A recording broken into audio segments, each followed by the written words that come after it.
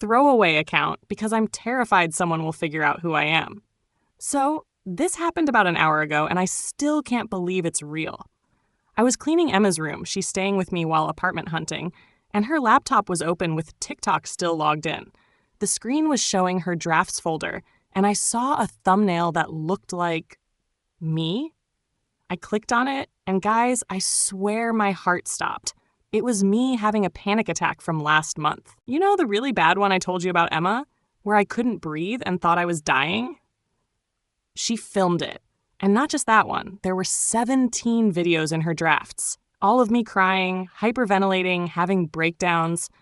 But here's the thing that's making me physically sick. These aren't just random recordings. They're edited, with music, with filters, with captions like, "Mental health is so aesthetic when it's real." And my sister's authenticity hits different. Some of them are already posted. One from 2 weeks ago has 8 million views. The comments, oh God, the comments. People are calling me unhinged and attention-seeking and trauma-dumping for clout, and Emma is responding to them. She's liking the mean ones. She actually hearted a comment that said, "Your sister needs to get over herself." I screenshotted everything because I couldn't believe what I was seeing. My own sister has been treating my mental health crisis like content creation. Edit, I confronted her when she got home, and her response literally made me question reality. She said, "You're being so dramatic. It's just TikTok. Besides, the vulnerability is beautiful and people relate to it. You should be happy you're helping others." Helping others? By mocking my panic attacks with trending audio? Edit 2. I kept looking through her phone. I know I shouldn't have, but I was in shock and found her group chat with her friends. They've been planning this, deciding which of my episodes would perform best and timing the posts for maximum engagement. There's a message from 3 months ago where she literally wrote, "Jane had another breakdown today. Thinking about filming it, but need to be subtle about camera angle." 3 months ago. She's been planning to exploit my trauma for months. Edit 3. Found something way worse. She has a whole folder on her phone labeled Jane Content Ideas, with notes about how to trigger more authentic reactions from me. One note says, "Bring up dad's death randomly to get genuine tears. Works every time." I feel like I'm gonna throw up. My sister has been deliberately triggering my trauma responses to create content. Update. There's more. So much more. And what I found about why she's really doing this, it's not about TikTok fame at all. What I did next probably makes me just as bad as her. Maybe worse. But I couldn't let her destroy me like this. Guys, I think I might have become a monster and I don't know how to feel about it. Update 2, posted 30 minutes later. I can't sleep. I keep going through her phone and finding worse things. I need to write this down because I feel like I'm losing my mind. Remember how I said Emma was staying with me while apartment hunting? That was a lie. She's not apartment hunting. She got evicted 3 months ago and has been living off the money she makes from these TikTok videos. My trauma is literally paying her rent.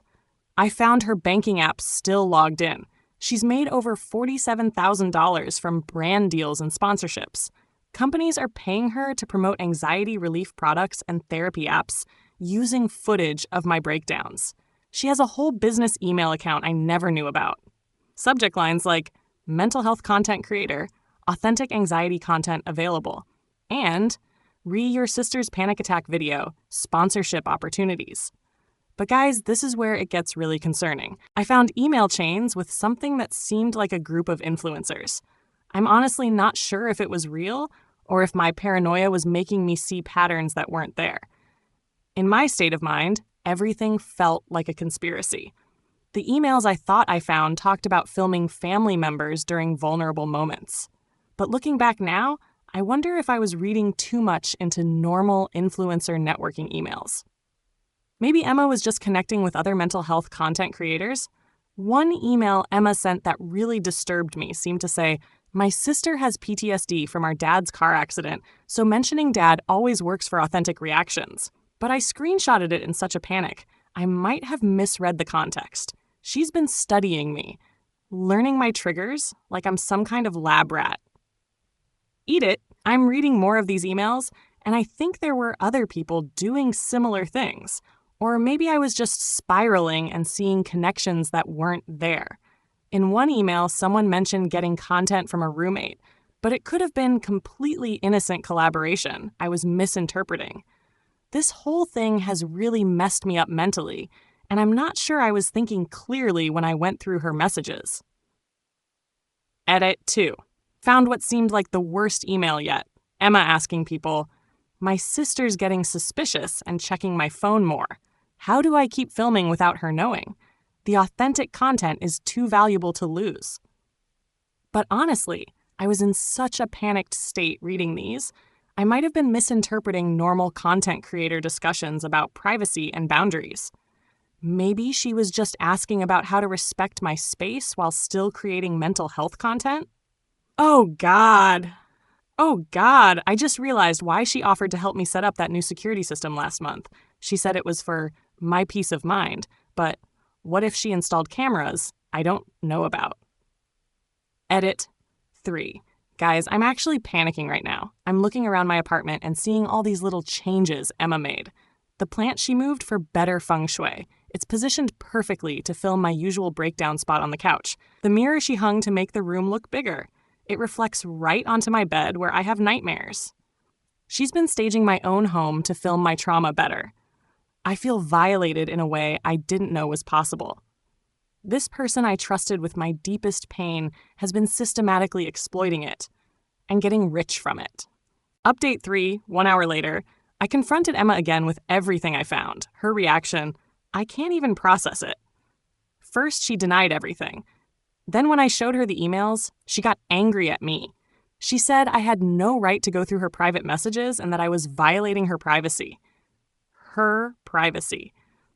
While she's been secretly filming my panic attacks for months.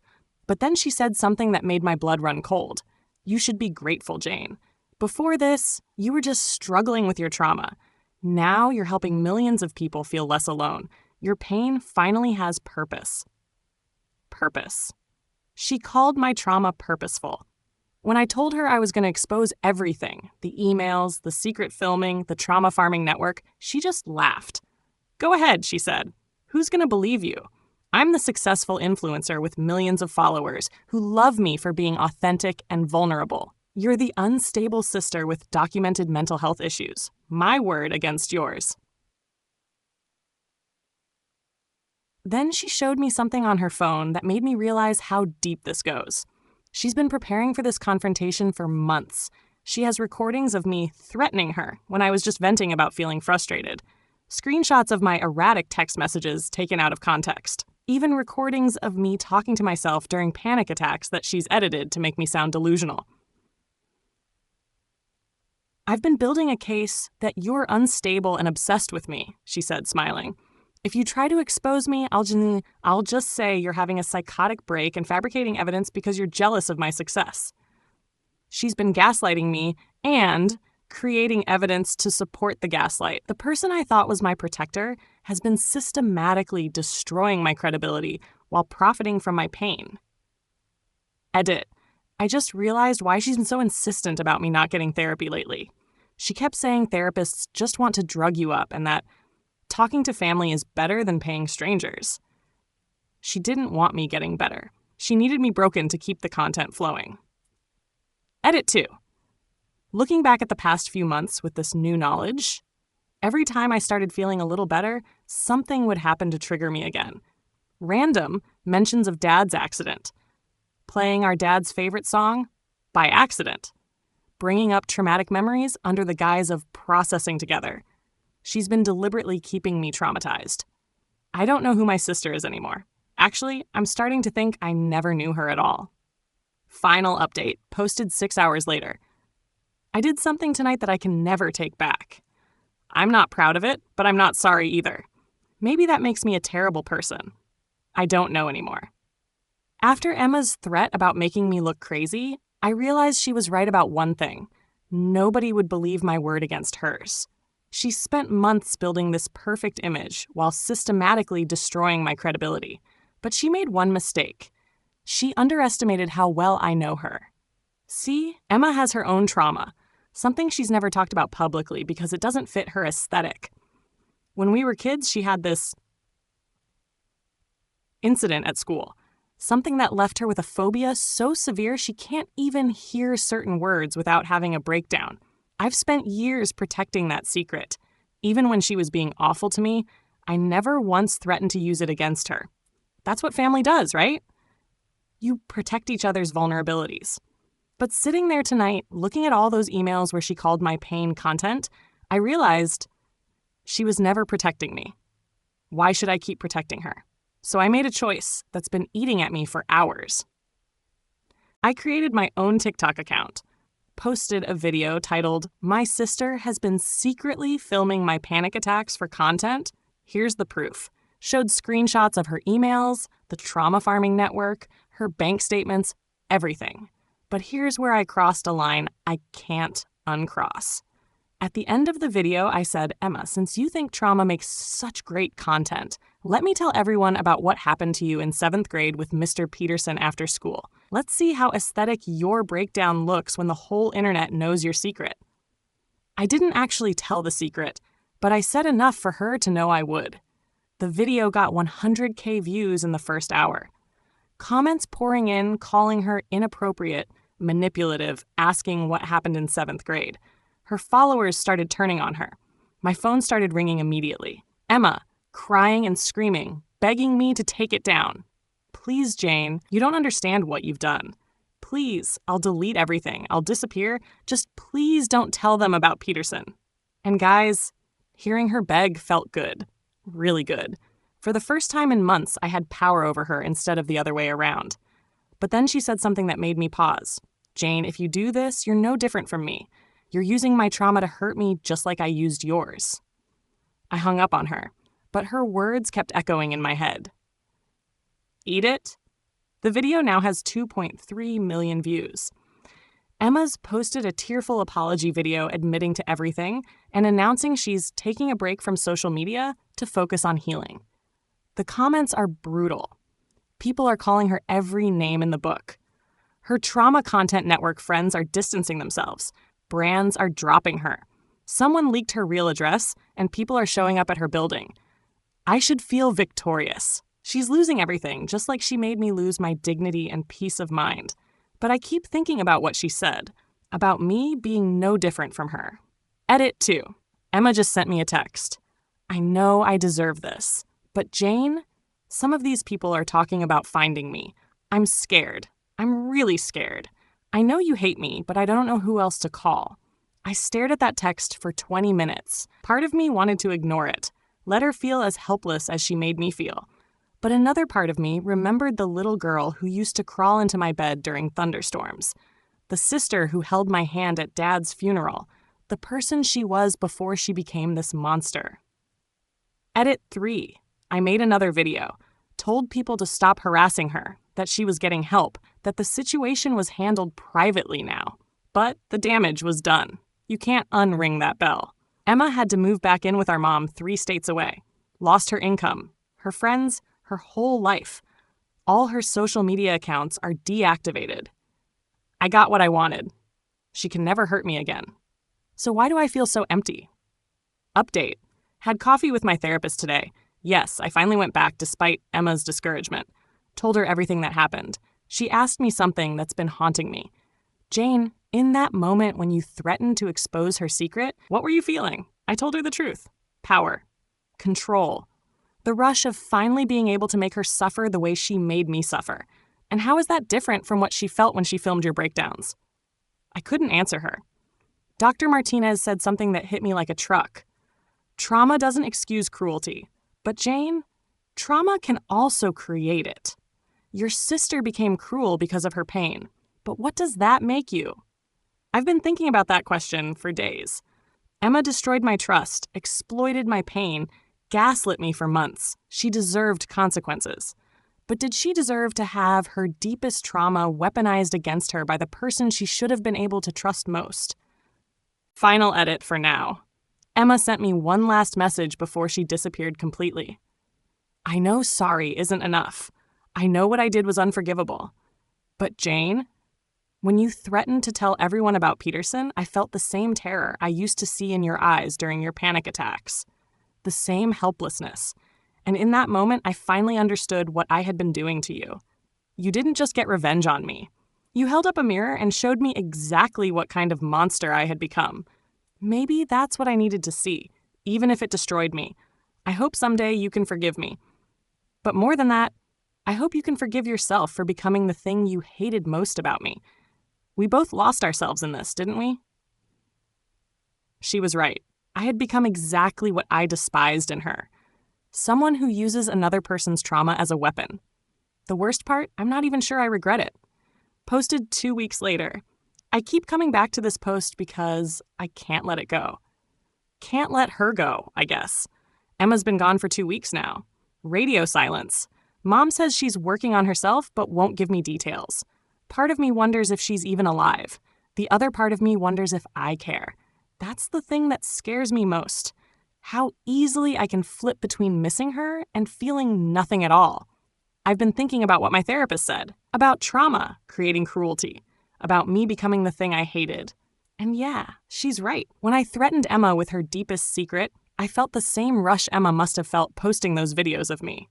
Power, control, the ability to make someone else hurt the way they made you hurt. It's addictive, that feeling. I understand now why Emma kept escalating, why she needed more and more content, bigger reactions, deeper violations. Each video gave her a hit of control over my pain. And my revenge video? It gave me the same hit.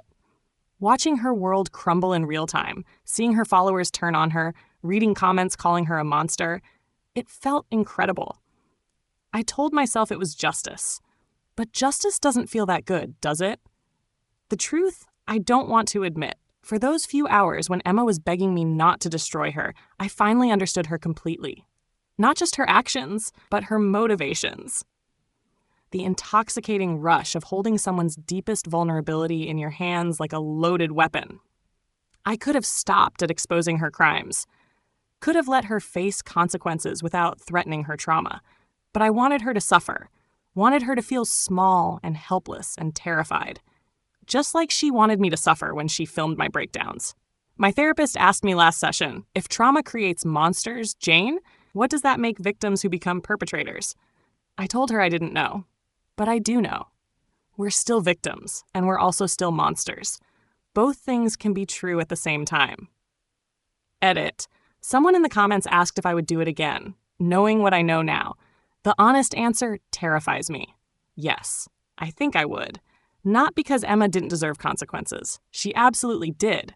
But because in that moment when I held her secret like a knife to her throat, I felt powerful in a way I hadn't felt since before Dad died. Since before the trauma broke me. Emma stole my sense of safety, my ability to trust, my peace of mind. But when I threatened her, I stole something from her too. Her sense that I was the good sibling. The moral one. The victim. Eat it. Got a weird message today from someone claiming to be connected to other mental health content creators. Emma knew. They said Emma wasn't the only one who had footage of me, and that there might be other videos I don't know about. I'm honestly not sure if this person is real or if someone's just trying to mess with my head. My paranoia is through the roof right now, and I don't know what to believe. They want to meet. They said they have information about what really happened to Emma in 7th grade and that the Peterson situation isn't what you think it is. I don't know if it's real or if someone's messing with me. But guys, what if Emma's trauma story, the one I weaponized against her, what if that's not even true? What if she made it up for sympathy? Or what if it's worse than I thought and I just triggered something horrible? What if I don't actually know anything about my sister at all? Edit 3. The messages keep coming. Different accounts, but they all seem to know things about Emma that I don't. About our family. About why she really started filming me. This could all be elaborate trolling, though. I know internet strangers love to mess with people who are already struggling. One person sent me a screenshot that looks like Emma's handwriting from years ago. A journal entry that says Jane doesn't remember what really happened the night Dad died. Mom made me promise never to tell her, but watching her blame herself is really hard. Maybe if I document her healing journey, someday she'll understand it wasn't her fault. But this could easily be fake. People can create convincing screenshots these days. But that doesn't make sense. I do remember that night. Dad was driving me home from therapy. We crashed. He died. I lived. Simple and horrible, and my fault for insisting on that appointment. Right? Final edit. I think I need to meet with these people. I think there are things about Emma, about our family, about that night with Dad that I don't understand. And I think maybe Emma was never the monster I thought she was. Or maybe she was exactly the monster I thought she was, and I'm about to learn I'm worse than her. Either way, I need to know the truth, even if it destroys what's left of my sanity. Because here's what I've learned. Revenge doesn't heal you. It just makes you hungry for more. And right now, I'm starving.